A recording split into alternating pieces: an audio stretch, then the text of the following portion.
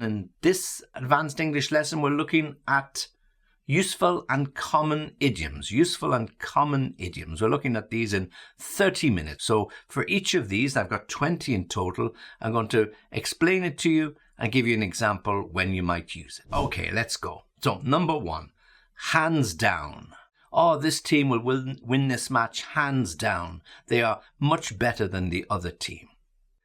He'll get the job hands down, meaning there's no real opposition. He's the best qualified for the job. He'll have no difficulty in winning this particular round of interviews, and he'll certainly be selected for the job. So hands down.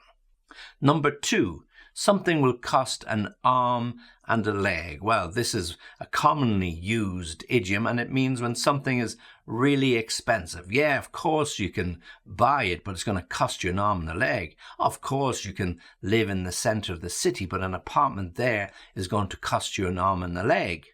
You'd like to drive a BMW? Oh, yeah, wouldn't we all? But they cost an arm and a leg. So it means something is really, really expensive. To get cold feet is number three. To get cold feet. When we get cold feet, we lose our motivation about something. We get a little bit shy and we won't do something that we thought we might be able to do. He was going to ask the girl in the office out on a date, but he got cold feet and he didn't ask her. He really fancied the girl and thought she was really beautiful. But at the end, he got cold feet and he didn't ask her out. He got a little bit shy. He was going to go and ask his boss for a raise or an increase or a bonus, but at the last minute he got cold feet because he thought his boss might get a little bit annoyed with him. So when we get cold feet, we lose our motivation. We lose that determination to do something. Okay, so to get cold feet. Number four, under the weather. Well, we all feel under the weather from time to time. We're not quite sure why. We wake up in the morning feeling not 100%. What's wrong with you today? I'm a little bit under the weather. I woke up with a bit of a headache. I woke up with a muzzy head. I woke up with a little bit of a runny nose. Nothing really serious, but I'm just feeling under the weather. Michael won't be at school today because he's feeling under the weather, so he might have a little bit of a virus starting, so I'll keep him at home in case he infects any of the other children. So to be under the weather. Number five, to pour your heart out. Well, when we pour our heart out, we tell the most personal details, something that's really on our mind, something that's really upsetting us. We tell all those details to somebody really close, somebody we can trust, perhaps our best friend. She broke up with her boyfriend. It had been a long, problematic relationship, so she spent an hour with her friend and she poured her heart out. She told her all the issues, the reasons, the problems, the difficulties. So hopefully she was going to get some sympathy and some empathy from her friend. So she poured her heart out. So somebody really opens up and tells another person everything that's on their mind, all those really, really deep personal feelings that they have been keeping deep inside for some considerable time. To pour your heart out. Number six, to be at your wit's end. Well, when you're at your wit's end, you can't work out something. You're really concerned, you're very worried, and you just can't seem to get an answer. So perhaps one of the children hasn't phoned you for several hours. They didn't come home from school when all the other children were walking down the street. You've texted, sent messages, but no reply. So you're at your wit's end trying to work out what has happened to son or daughter. And then out of the blue, they walk in through the door. And when you ask them, where have you been? I've been worried sick. I've been at my wit's end. I thought you'd been kidnapped. I thought you'd been in an accident. So when you're at your wit's end, you can't understand why something has happened. You can't get an answer. You can't work out the problem. You could be at your wit's end trying to come up with a suggestion for that celebration birthday party you promised your partner. It's a big 4-0 or the big 3-0, whatever the birthday is, and you promised them that you'd have a very, very special occasion. But you've racked your brains over the the days and the weeks leading up to it, and you really can't come up with something. So you're at your wit's end trying to come up with something that they will really, really enjoy, to be at your wit's end. Number 7, to blow a fuse. Well, literally we can blow a fuse in the house when all the light sockets don't work. But when we talk about ourselves to blow a fuse, it means we get really annoyed really, really quickly. So somebody says something, or somebody does something, or somebody doesn't say something, or doesn't do something, and we just explode. What, come on, what are you doing? What are you doing? Yeah. To blow a fuse means to get really excited and annoyed really, really quickly. So somebody says something that you object to, somebody did something that you object to, or somebody forgot to do something that was really important, and you just blow a fuse. You lose it. You just blow a fuse. Number 8, to wrap your head around something, to wrap your head around something. Or sometimes people say to wrap your brain around something. Usually when you're trying to work out a problem or something that you just don't understand it, it doesn't make sense. I've been trying to wrap my head around this problem now for hours. I just don't see it. I just don't see how we're going to get out of this problem. Yeah, perhaps somebody else has an idea, but I really, really can't see a way out of it. So when we have what we think is a dead end, we have a problem that we don't believe we can resolve, we can use the expression, well, look, I've tried and I've been wrapping my head around this for, it looks like all day, but I could be here until next week and I won't find a solution to it. Or you can try to wrap your brain around it, try to puzzle out, to work out the solution to your particular problem. Number 9, to let your hair down. Well, we all like to do this. Metaphorically, of course, in my case, to let your hair down. To let your hair down means to forget about all your problems, forget about all your responsibilities, just go into town, go out on a date, go off with your friends and have a really, really good time. Completely relaxed. You might have a couple of beers. You might go to the cinema. You might go to a nightclub. You might go to the disco. Whatever it is you do, you just forget about everything else in your life and you let your hair down and you just don't care what happens. And then the next day, somebody gets some photographs on WhatsApp and they say, wow, you were really enjoying yourself last night. Look at these photos. I've never seen you so relaxed for many, many months. Yeah. I decided to go and let my hair down. Just forget about all the stresses, the worries and the concerns of life. To let your hair down. So that's number 9. That's number 10. So we're halfway there. Number 10. The world is your oyster. The world is your oyster. Well, oysters are regarded as really, really expensive. And of course, there's always the idea that in some oyster, when you open it, you might find that pearl. Yeah. So oyster divers go down deep, deep, deep in the ocean, hoping to find an oyster with a pearl in it. So when the world is your oyster, it means you've got everything in front of you. All the opportunities you could possibly think of are there. So there's nothing holding you back, nothing preventing you from doing what you really want to do. So parents often say this to their children. They've finished secondary school. They've got through the university. They've got their degree or their diploma, whatever it is, and said, okay, that's it. Your education is over. The world is now your oyster, meaning you can go wherever you want to go. You can do whatever you want to do. You can choose to do nothing. You can choose to do something that you want to do. So the world is your oyster. Everything is a possibility. Everything is possible and everything is an option. Effectively, everything is on the table for you. And if you do like this particular lesson, then please like the video. And if you can, subscribe to the channel because it really, really helps. Okay, number 11. Number 11 is to paint the town red. Well, earlier on we said to let your hair down. So to paint the town red is another similar idiom. So when you paint the town red, you go out and you have a really, really good time. So you finish the exams with your friends and your college mates. So somebody organizes a big party and you ask, well, what we're going to do? We'll do something. We're going to go out and paint the town red. We'll have a really, really good time. We'll let our hair down, lots of dancing, lots of socializing, really, really get this college system out of our systems. Okay, so to paint the town red. Okay, now the next one is to break the ice. Number 12, break the ice.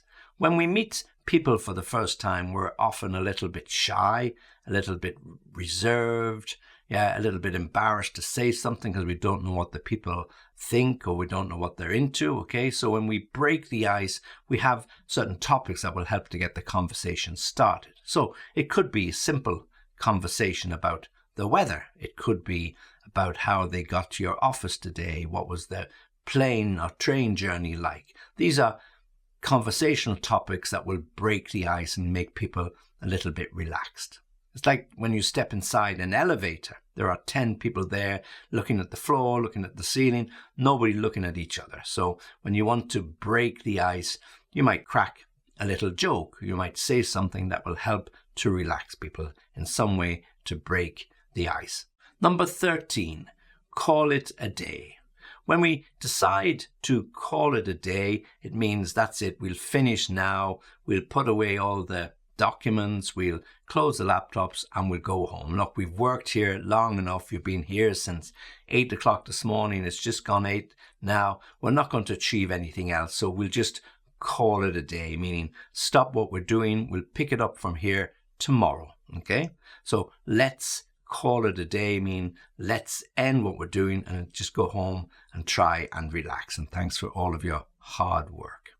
Somebody could also call it a day when he decides perhaps to retire, to stop teaching, to stop working wherever he's working. Might go into his boss and say, look, I think I'm going to call it a day. I'm going to end my career. I've really enjoyed my life here. I've really enjoyed working here for the last number of years, but I think it's about time to step aside, get on with the rest of my life and let somebody else take my place. So to call it a day. Number 14, a fair weather friend. These are the friends you don't really want. A fair weather friend is a friend who's only with you and only calls himself a friend when the weather is good. That's the literal meaning. So when you've no problems in your life and you have no difficulties or you're not seeking help, well then you'll have plenty of fair weather friends. The difficulty will be when you have a personal problem, a serious problem, and you're hoping that your friend is there to give you that shoulder to lean on, the shoulder to cry on, the helping hand, the bit of good advice. When you're looking for that, unfortunately, fair weather friends are few and far between. You can't find them anywhere. Okay, so we could all do without fair weather friends and look for that really serious long-term friendship, the person that will be with you through thick and thin, as we say. Okay, so fair weather friends, those that are only there during the good times, and when the bad times come, the difficulties, they're nowhere to be seen. Number 15. Number 15 is to make ends meet.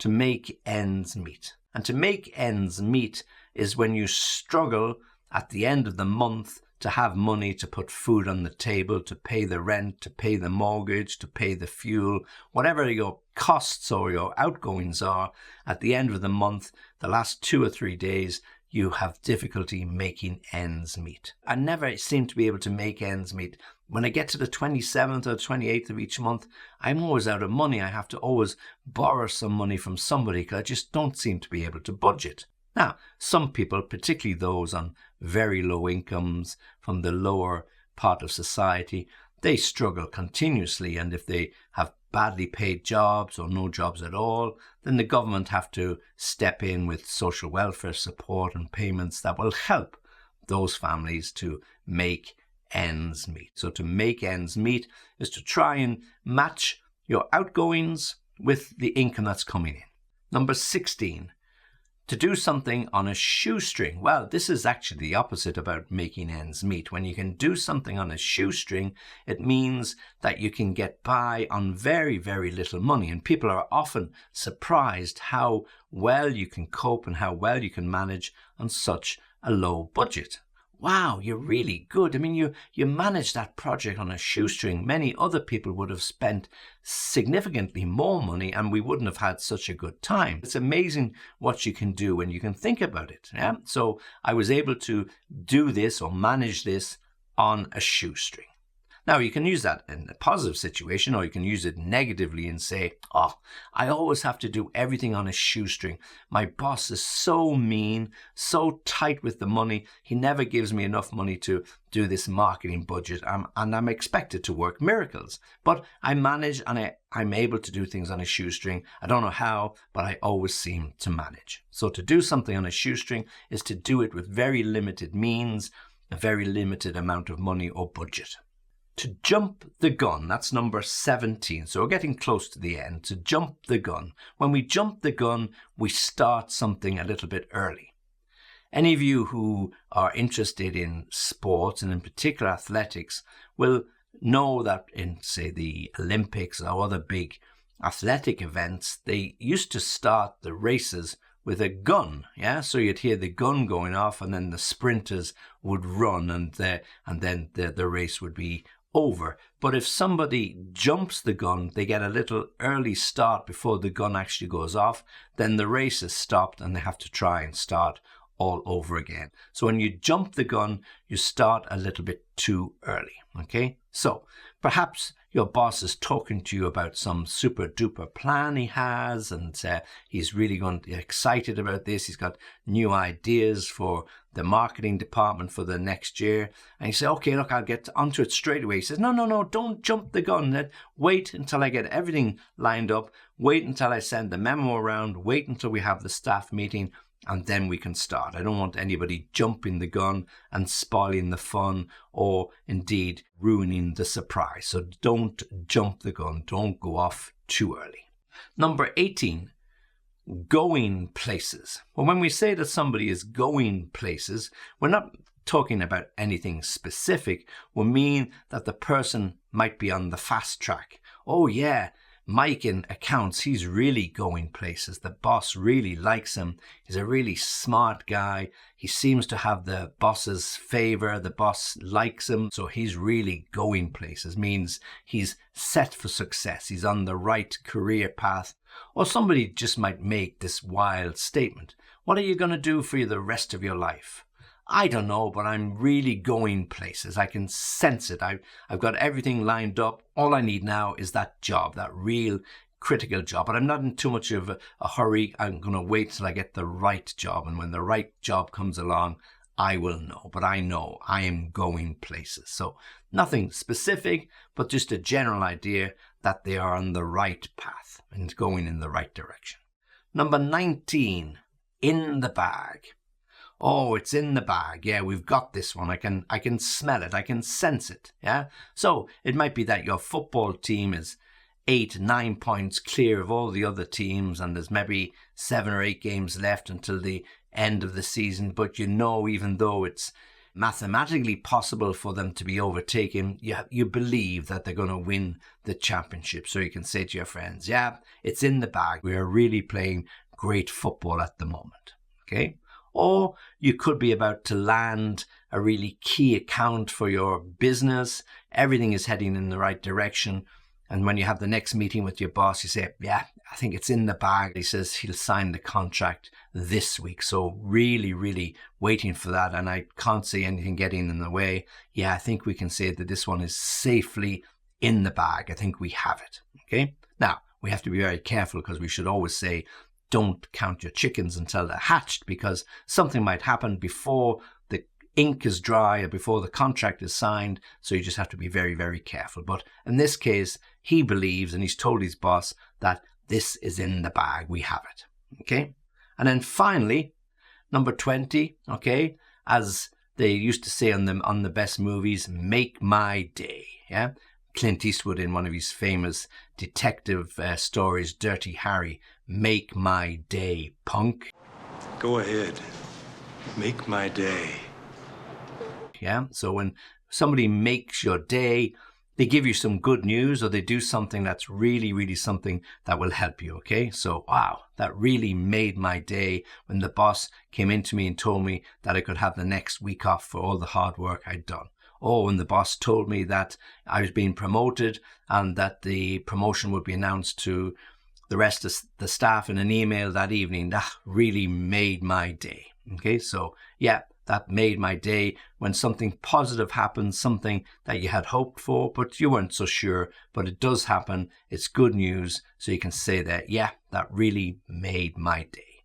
Okay, so there we have our 20 useful and common idioms that I believe you can learn and understand in 30 minutes. So what I want you to do is go back over them.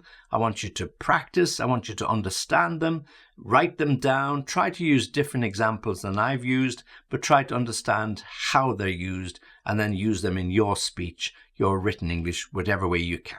And if you have any problems, any difficulties, any issues, you come back to me, www.englishlessonviaskype.com. Very happy to help you and very happy to hear from you. So that's Harry saying thanks for watching, thanks for listening, and as always, remember to join me for the next lesson.